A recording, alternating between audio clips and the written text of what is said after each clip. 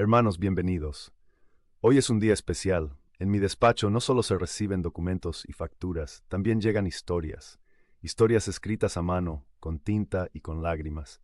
Testimonios crudos y auténticos de la gracia de Dios, que irrumpen las vidas más insospechadas y las transforma desde sus cimientos. Son mapas de un viaje espiritual, cartas de navegación que nos muestran el camino a casa, a ese hogar que a veces perdemos de vista.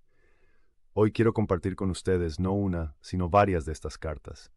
Pero comenzaremos con una que, sinceramente, me dejó sin aliento. Es la historia de un hombre que enfrentaba el fuego todos los días, pero cuyo corazón estaba congelado por la duda. Un hombre que creía en el valor humano, pero no en la divinidad. Es la historia de Javi Ríos, bombero en Valencia, España. Imaginen su vida. Despertar a las 6 a.m., el olor a café rancio en la estación, el sonido de la polea al deslizarse, la textura áspera del uniforme. Para Javier Ríos esto no era una película, era su realidad diaria durante 12 años. Su mundo se construía sobre pilares de hormigón, el compañerismo, la acción inmediata y un código moral simple pero profundamente noble. Nosotros entramos cuando todos salen. En ese mundo, la fe era un concepto abstracto, a menudo asociado a la debilidad o a la superstición. Javi se consideraba agnóstico, no era un ateo militante, simplemente Dios no encajaba en su ecuación.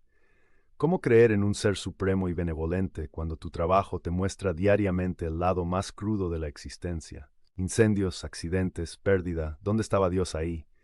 Su fe estaba en sus compañeros, en su entrenamiento, en el hierro de la escalera y en la potencia de la manguera. Y sobre todo, en su mejor amigo, Luis. El 14 de febrero de 2023, para muchos, el Día del Amor, para los bomberos de la Estación 12 fue el día del infierno.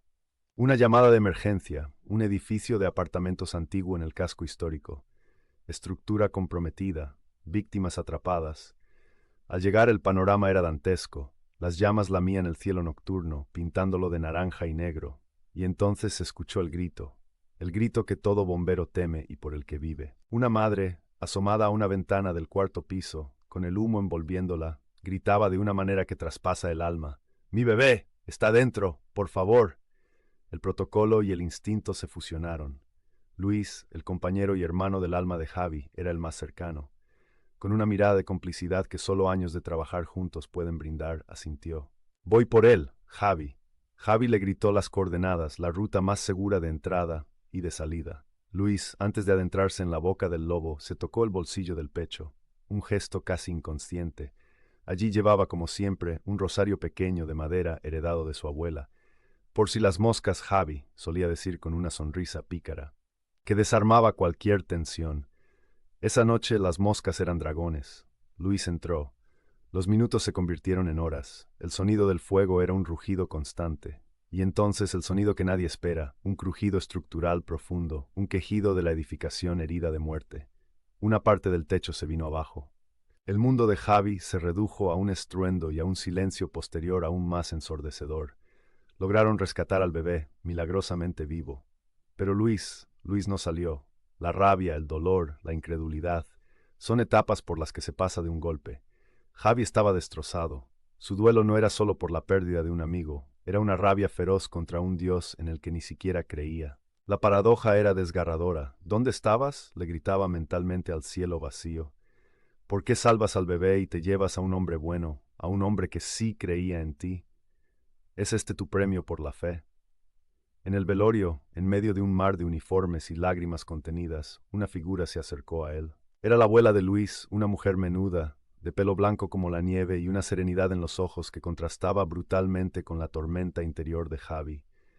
Se acercó, le tomó la mano y sin decir una palabra colocó en su palma un objeto pequeño, negro, deforme. Era el rosario de Luis, carbonizado. La madera casi irreconocible, el metal retorcido por el calor. «Se lo encontraron en el bolsillo», dijo suavemente. «Él hubiera querido que lo tuvieras tú, Javier. Reza por él». Javi, incómodo, sintiendo el peso ardiente de aquel objeto en su mano, balbuceó: «Señora, yo no rezo, no soy de...». Ella lo interrumpió con una suavidad que era más fuerte que cualquier grito. «Entonces, hijo», dijo con una sonrisa triste pero llena de una fe inquebrantable, «solo quédate quieto y deja que otros recen por ustedes dos». Esas palabras resonaron en su cabeza como un eco que no se apagaba. Por ustedes dos. Ustedes dos, los muertos, necesitan que recen por ellos. ¿No está todo decidido? ¿Cielo o infierno? Esa noche en la soledad de su apartamento, con el dolor como único compañero y quizás una botella de whisky, esa curiosidad se volvió más fuerte que su escepticismo. Con dedos tal vez un poco torpes, tecleó en Google las palabras que nunca pensó buscar: rezar por los difuntos católicos.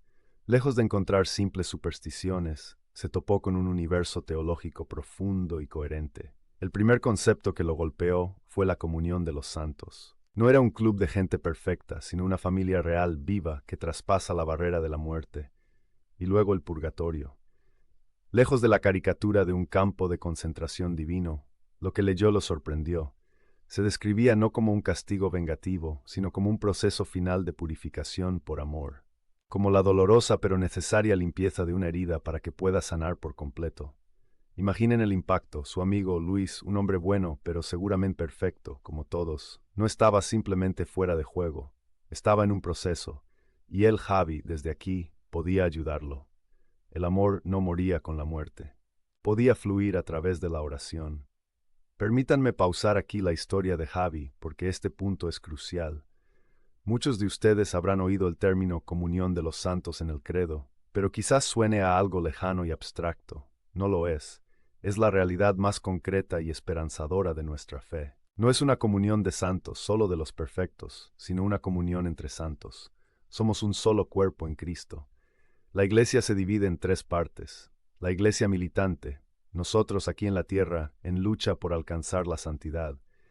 La Iglesia penuante, nuestros hermanos que han muerto en gracia de Dios, pero necesitan esa purificación final, para estar en la presencia plena de Dios, el purgatorio.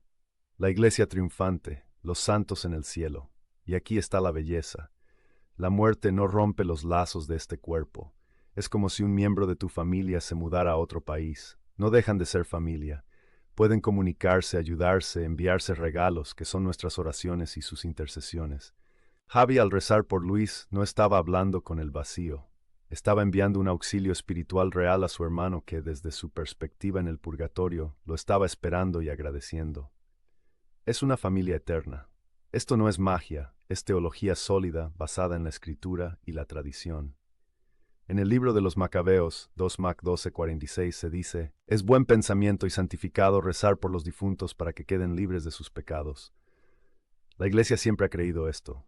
Armado con esta nueva y confusa información, Javi comenzó a hacer algo impensable: ir a misa. No iba por fe ni por consuelo emocional, iba por deber, por compañerismo, iba por Luis. Se sentaba al fondo, cruzado de brazos, sin cantar, sin arrodillarse, sin comulgar. Solo observaba. Era un espectador incómodo en una obra de teatro cuyo guión no entendía, pero observaba. Veía a la gente rezar con devoción, escuchaba las lecturas, que empezaron a sonarle familiares a sus propias preguntas. Observaba el momento de la consagración, la seriedad, el silencio reverente. No sentía emociones fuertes, no veía visiones, pero había una semilla de curiosidad que estaba plantada y que, gota a gota, con cada misa comenzaba a ser regada. Iba a quedarse quieto, como le dijo la abuela, y dejar que la iglesia recitara sus oraciones. Y sin saberlo, esas oraciones lo estaban cubriendo a él también.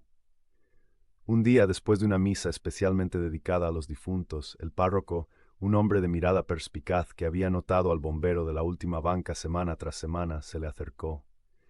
«Hijo», le dijo con una calidez paternal, «te veo aquí seguido. Llevas una carga pesada. ¿Necesitas hablar?» Esa simple invitación rompió el dique. Javi quizás por primera vez volcó toda su historia. Luis, el incendio, la rabia, el rosario carbonizado, la abuela, sus búsquedas de internet, su confusión. El sacerdote escuchó en silencio, sin juzgar. Cuando Javi terminó, exhausto, el sacerdote asintió. «Javier», comenzó, «lo que describes es justamente lo que la iglesia cree. No estás loco. La iglesia es un cuerpo. Cuando te lastimas un pie, todo el cuerpo sufre y se adapta para protegerlo y sanarlo. Cuando un miembro de este cuerpo, como Luis, muere, no lo amputamos y lo olvidamos. Sigue siendo parte de nosotros. El amor de Cristo es el pegamento que nos mantiene unidos más allá de la tumba. Tu amigo sigue siendo parte de esta familia. Y tú», lo miró fijamente, «tú también puedes serlo si quieres. No como un espectador, sino como un miembro activo. Luis te trajo aquí. Ahora la pregunta es ¿qué harás tú? Esa invitación fue el empujón final. Javi se inscribió en el catecumenado para adultos. No fue un camino de rosas. Su mente entrenada para la lógica y la evidencia tangible luchaba con conceptos como la Trinidad o la Eucaristía. Hacía preguntas difíciles, desafiantes, pero por primera vez estaba encontrando respuestas. No eslóganes vacíos, sino una tradición intelectual profunda, con gigantes como Santo Tomás de Aquino, que también usaba la razón para acercarse a Dios. Aprendió que la fe y la razón no son enemigas, sino las dos alas con las que el espíritu humano se eleva hacia la verdad. Cada duda resuelta era un paso más hacia una certeza que no era solo cerebral, sino que empezaba a calar en su corazón. Ya no iba a misa solo por Luis, iba también por él, iba a entender, iba a pertenecer. Llegó la vigilia pascual. En la noche más santa del año, Javier Ríos, vestido con una túnica blanca, se paró frente a la pila bautismal. Cuando el sacerdote pronunció las palabras «Yo te bautizo en el nombre del Padre, y del Hijo, y del Espíritu Santo», y el agua corrió por su frente, Javi cerró los ojos. No hubo truenos ni relámpagos. Pero luego, al acercarse a recibir la Santa Comunión por primera vez, al sentir la hostia consagrada en su lengua, algo ocurrió. No fue una emoción fugaz ni un sentimiento de euforia, fue algo mucho más profundo y duradero, una paz abrumadora, una certeza interior tan sólida como el hierro de su camión de bomberos de que Luis estaba bien, de que estaba feliz, completo, y de que, de una manera misteriosa pero más real que anything, estaban unidos en ese mismo momento, en ese mismo sacrificio de Cristo, de una manera que nunca lo estuvieron en la tierra. No era un adiós, era un hasta pronto. Hoy Javier Ríos sigue siendo bombero, sigue entrando donde otros salen. Pero ya no lo hace solo. Antes de cada salida su mano se va instintivamente al bolsillo de su pecho. Ya no lleva el rosario carbonizado de Luis, que guarda en un relicario en su casa, sino uno nuevo, regalado por la abuela de Luis el día de su bautismo. Y reza. No reza por miedo, sino por comunión. Reza por los que va a ayudar, reza por sus compañeros, reza por Luis y por todos los que han partido. Su historia es un testimonio poderoso de que la fe no es una evasión de la realidad, sino la clave para entenderla en su profundidad más honda. La muerte no tiene la última palabra. El amor, vivido y ofrecido en Cristo, sí la tiene. Esta fue la carta de Javier. Pero su historia no termina aquí. Ahora quiero preguntarte a ti, que me has acompañado hasta el final. ¿Has tenido una experiencia donde el dolor te acercó inesperadamente a la fe? ¿Tienes a alguien por quien rezas que ha fallecido? ¿Sientes esa conexión? ¿Qué duda sobre tu fe es la que más te gustaría resolver, como le pasó a Javi? Déjame tus respuestas en los comentarios. Este espacio es también una comunidad. Comparte este video con alguien que esté pasando por un momento de duelo o de duda. Suscríbete y activa la campanita para no perderte los próximos testimonios de gracia. Porque a veces Dios nos escribe cartas a través de las vidas de los demás. La paz os dejo, la paz os doy. Hasta la próxima.